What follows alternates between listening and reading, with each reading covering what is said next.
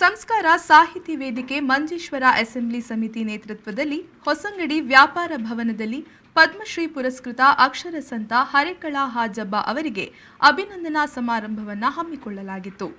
ಕಾರ್ಯಕ್ರಮವನ್ನು ಸಂಸ್ಕಾರ ಸಾಹಿತ್ಯ ರಾಜ್ಯ ಅಧ್ಯಕ್ಷ ಕೇರಳ ಪ್ರದೇಶ್ ಕಾಂಗ್ರೆಸ್ ಸಮಿತಿ ರಾಜ್ಯ ಪ್ರಧಾನ ಕಾರ್ಯದರ್ಶಿ ಆರ್ಯಡನ್ ಶೌಕತ್ ಅವರು ಉದ್ಘಾಟಿಸಿದರು.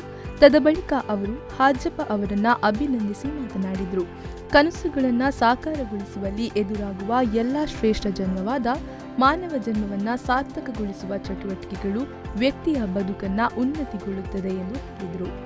ಸಂಸ್ಕಾರ ಸಾಹಿತ್ಯದ ಮಂಜೇಶ್ವರ ಅಸೆಂಬ್ಲಿ ಸಮಿತಿ ಅಧ್ಯಕ್ಷ ಸಂಕಬೈಲು ಸತೀಶ್ ಅಡಪ ಅವರು ಅಧ್ಯಕ್ಷತೆ ವಹಿಸಿ ಮಾತನಾಡಿ, ಹಾಜಬ್ಬರಂತಹ ವ್ಯಕ್ತಿ ನಿರ್ಮಾಣದಲ್ಲಿ ನಾವು ತೊಡಗಿಸಿಕೊಂಡಾಗ ಅಭಿವೃದ್ಧಿ ಹೊಂದಿದ್ದ ನೆಮ್ಮದಿಯ ಸಮಾಜ ನಿರ್ಮಾಣವನ್ನು ಸಾಕಾರಗೊಳಿಸಲು ಸಾಧ್ಯವಾಗುವುದು.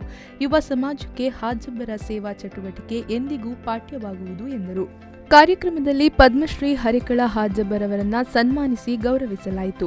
ಈ ಸಂದರ್ಭ ಮಾತನಾಡಿದ ಹಾಜಬ್ಬ ಅವರು ತನ್ನ ಎಲ್ಲ ಚಟುವಟಿಕೆಗಳ ಹಿಂದೆ ಸಮಾಜದ ಸಹೃದಯ ವ್ಯಕ್ತಿಗಳು ಅನೇಕರ ನೆರವು ಇದೆ.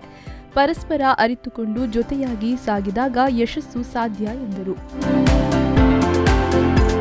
ಸಂಸ್ಕಾರ ಸಾಹಿತ್ಯದ ಮಂಜೇಶ್ವರ ಅಸೆಂಬ್ಲಿ ಸಮಿತಿ ಪ್ರಧಾನ ಕಾರ್ಯದರ್ಶಿ ಆರಿಫ್ ಮಚ್ಚಂಪಾಡಿ ಸ್ವಾಗತಿಸಿ ಖಜಾಂಚಿ ಜಗದೀಶ್ ಮೂಡಂಬೈಲು ವಂದಿಸಿದರು.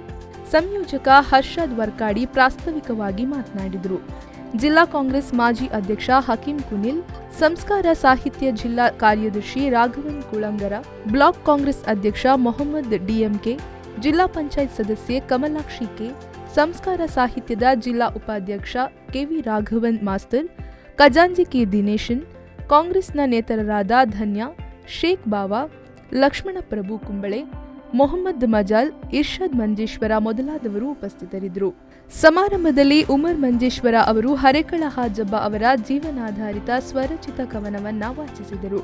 ಈ ವೇಳೆ ಹಾಜಬ್ಬ ಅವರು ಭಾವಪರವಶರಾಗಿ ಕಣ್ಣೀರುಗೆರೆದು ತಮ್ಮ ಸರಳತೆ ಮುಗ್ಧತೆಯನ್ನು ತೋರಿಸಿದ್ದು ಗಮನ ಸೆಳೆಯಿತು.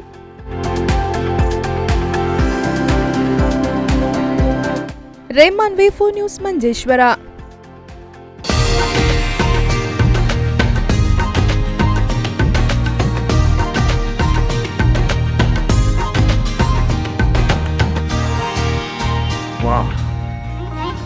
ಅಪ್ಪ, ಇನ್ನಾದ್ರೂ ಸಂಭ್ರಮಿಸಬಹುದಲ್ವಾ? ಇನ್ನು ಸಂಭ್ರಮಿಸಲು ಕಾಯ್ಬೇಕಾಗಿಲ್ಲ. ಯಾಕಂದ್ರೆ ನಿಮ್ಮ ಉಡುಗೆ ನಮ್ಮ ತಲೆಮಾರಿನ ಆಯ್ಕೆ.